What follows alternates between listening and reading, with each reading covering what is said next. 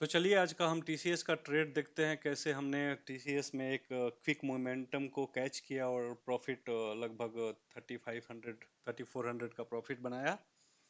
तो इसमें हमको बहुत ही ज़्यादा एडवांस कंसेप्ट सीखने को मिलेगा। बायर्स और सेलर्स की टेरिटरी क्या होती है, उनमें फाइट कैसे होता है और उनके सेंटिमेंट्स क्या होते हैं, वो सोचते कैसे हैं। हमको ट्रेड करना है तो हमको ये सोचना है कि अगला बंदा कैसा सोच रहा है। लाइक हम बाई कर रहे हैं तो हमको ये सोचना पड़ेगा सेलर्स कैसा सोच रहा है। सेल कर रहे हैं तो ऑफ कोर्स बायर्स कैसा सोच रहा है वो हमको कैच करना पड़ेगा। तो चलिए हम देखते हैं कैसे हमने प्राइस को कैच किया। तो यहाँ पे देखेंगे तो टीसीएस एक डाउन ट्रेंड में था। यहाँ से स्टार्ट हुआ डाउन ट्रेंड, एक लोअर लो बनाया, फिर ए पॉइंट पे आया, लोअर हाई बनाया, फिर से वहां से एक नया लो बनाया जो कि बी पॉइंट पे आया, दैट्स द लोअर लो। उसके बाद से असली कहानी चालू होती है। तो चलिए हम थोड़ा लोअर टाइम फ्रेम में 5 मिनट के टाइम फ्रेम पे चलते हैं और प्राइस को रीड करने का कोशिश करते हैं। तो हुआ यूं कि देखिए, ये जो एरिया था यहाँ पे सेलर्स डोमिनेट मतलब भारी पड़ रहे थे, ठीक है। तो जब यहाँ पे एक नया लो बना, तो लो बनने के बाद यहाँ पे बायर्स ने टेक ओवर किया। बायर्स ने यहाँ के प्राइस को डायरेक्ट उन सेलर्स के एरिया पे ले जाके छोड़ा। बट यहाँ पे सेलर्स ऑलरेडी पहले से बैठे हुए थे। यहाँ पे ए पॉइंट पे सेलर्स बैठे हुए थे, उसी पॉइंट पे प्राइस आया, उन्होंने भी अपना दम दिखाया और उन्होंने तगड़ा रिएक्शन दिया, प्राइस को यहाँ तक मूव किया। फिर से यहाँ पे बायर्स ने एक बार ट्राई किया, फिर से सेलर्स के एरिया में ले गए। सेलर्स ने इस बार ट्राई करके प्राइस को सी पॉइंट तक मूव किया। बट याद रहे, इस बार उनका दम निकल चुका था, थोड़ा सा उनका फ्यूल खत्म हो रहा था, कम हो रहा था, क्योंकि लास्ट टाइम जो उन्होंने जो नया लो बनाया था वो बी पॉइंट पे था। इस टाइम उन्होंने जो नया लो बनाया वो सी पॉइंट पे है और बी पॉइंट से सी पॉइंट अभी भी ऊपर है। तो इन्होंने अपने लास्ट वाला जो लो है उसको ब्रेक नहीं किया है। इसका मतलब ये हुआ कि थोड़ा इनका मोमेंटम डाउन हो रहा है। फिर से यहाँ पे बायर्स ने टेक ओवर किया और धड़ाक से प्राइस को यहाँ तक उनके एरिया में ले गए। सेलर्स फिर भी वहाँ पे थे, एक उन्होंने एक और कोशिश करी और प्राइस को मूव करके यहाँ पे डी पॉइंट पे ले आए। दोस्तों देखो, डी पॉइंट पे आया तो लास्ट जो लो जो बनाए थे सी को, उसको ब्रेक नहीं कर पा रहा है। तो इसका मतलब ये हुआ कि जो ये लो बन रहा है ना, वो हमेशा हायर साइड पे बन रहा है, मीनिंग द हायर लोज बन रहा है। और हायर लोज तभी बनता है जब ट्रेंड या तो चेंज हो रहा है, ट्रेंड अप ट्रेंड में जाने की कोशिश करता है। तो यहाँ पे कहीं ना कहीं डी पॉइंट पे दोस्तों, कहीं ना कहीं मेरे को दिमाग में खटका कि शायद ये टीसीएस अपना ट्रेंड चेंज कर रहा है। तो फिर यहाँ से मैंने इस प्राइस को का मूवमेंट को देखने का ट्राई किया, मतलब देखने का चालू किया। और फिर देखे कि यहाँ से आने के बाद बायर्स धीरे धीरे धीरे धीरे ऊपर जा रहे हैं। सेलर यहाँ से बायर्स गए, अचानक से फिर से पुश किए, उनके एरिया में गया।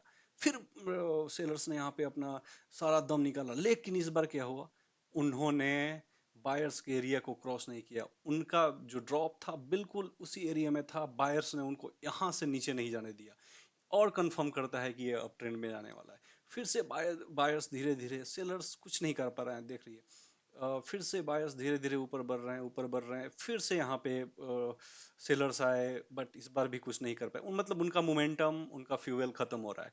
फिर से सेलर्स यहाँ पे एक देखो, यहाँ पे ये वीक रिजेक्शन देखोगे आप यहाँ पे। तो ये ट्राई किए कि चलो भाई इस बार तो ले जा सकते हैं, बट बायर्स इतने स्ट्रांग थे कि उनको क्रश करके फिर से प्राइस को इस अपने रेंज में ले आए। फिर से प्राइस धीरे धीरे अप्रोच कर रहा है वो पूरा, मतलब अपना पुराना वाला जो low higher sorry lower high वाला एरिया है, ओरिजिनल सेलर्स की जो टेरिटरी है, इलाका है, वहां पे प्राइस मूव कर रहा है। तो दोस्तों यहाँ तक प्राइस मूव किया। तो असल बात यहाँ पे होती है, जो लास्ट वाला जो वीक्स का कैंडल आप देखोगे ना, ये इनडिसीजन का कैंडल है। इसके पहले क्या हुआ था पास्ट में आप देखेंगे तो, जैसे प्राइस इस एरिया को टच किया, प्राइस मतलब sharp break, sharp I mean उसमें फॉल हुआ, यहाँ पे फॉल हुआ, यहाँ पे फॉल हुआ, इधर भी थोड़ा फॉल हुआ। बट यहाँ पे क्या हुआ, ये विक्स पे टच तो हुआ बट फॉल बिल्कुल नहीं हुआ। बायर्स अपने अंदर से इस प्राइस को बाहर जाने नहीं दिए। तो मेरे को कहीं ना कहीं लग गया है कि इस बार प्राइस इसको टच करके भी नीचे नहीं गया और नीचे से ये हायर लो बन रहा है। Kind of this is up trend है। और हमने क्या किया कि यहाँ पे इस ट्रेड की पॉसिबिलिटीज, प्रोबेबिलिटीज जो थी, वो 75% थी कि ये ट्रेड यहाँ से भयंकर ब्रेकआउट देगा। और वही 75% प्रोबेबिलिटी के साथ हमने यहाँ पे अपना ट्रेड प्लेस किया। हमने यहाँ पे बाई किया, कहीं ना कहीं शायद हमने कहीं ना कहीं इस लेवल पे बाई किया होगा इसके, कहीं ना कहीं यहाँ पे मान के चलो। ये जब दिख रहा था तो उस वक्त का ऐसा कुछ था, कहीं ना कहीं ऐसे, याद तो नहीं है, बट ये बाई किया। हमारा जो स्टॉप लॉस था कहीं ना कहीं इस विक्स के नीचे था, ठीक है। तो हमारा बाई शायद 86 के आसपास होगा मे बी, यस, कहीं ना कहीं 86 या 87 के आसपास होगा। और हमारा जो टारगेट था वो हमने कैलकुलेट किया था कि ये red line is a target, but हम हमेशा टारगेट थोड़ा सा नीचे रखते हैं क्योंकि हमारा टारगेट जल्दी हिट हो। और उसके बाद से जब बायर्स ने इस एरिया को एक बार क्रॉस किया तो एक ही कैंडल में हमारा टारगेट अचीव हो गया। तो this is called the trader psychology. Sellers और बायर्स का फाइट शायद इस चार्ट में से अच्छा और कहीं समझने को नहीं मिलेगा। और ये बहुत ही ज़्यादा एडवांस कंसेप्ट है, ये बहुत ज़्यादा प्रैक्टिस से ये समझ में आता है। और ऐसे ऐसे कंसेप्ट्स पे ऑप्शन जो बायर्स हैं, हमारे बैंक निफ्टी निफ्टी के बड़े बड़े जो बायर्स हैं, वो इसी सेटअप से एक ट्रेड से लाखों रुपए कमाते हैं। लेकिन हम स्टॉक्स में ही ट्रेड करते हैं, ऑप्शन हम किसी को सलाह नहीं देते हैं। But this is a very advance concept. Hope आप लोग सब लर्न करोगे कि कैसे बायर्स और सेलर्स में फाइट होता है, कैसे माइंडसेट होता है एक दूसरे का, कैसे एक दूसरे को टेक ओवर किया जाता है, कैसे टेरिटरी काम करती है। तो ये सब चीज़ें हम आने वाले सेशन में तो बहुत ही डीपली कवर करेंगे। तो मुझे लगता है कि आप लोगों ने बहुत कुछ सीखा होगा इससे। कुछ डाउट हो तो आप लोग feel free to ask me any time.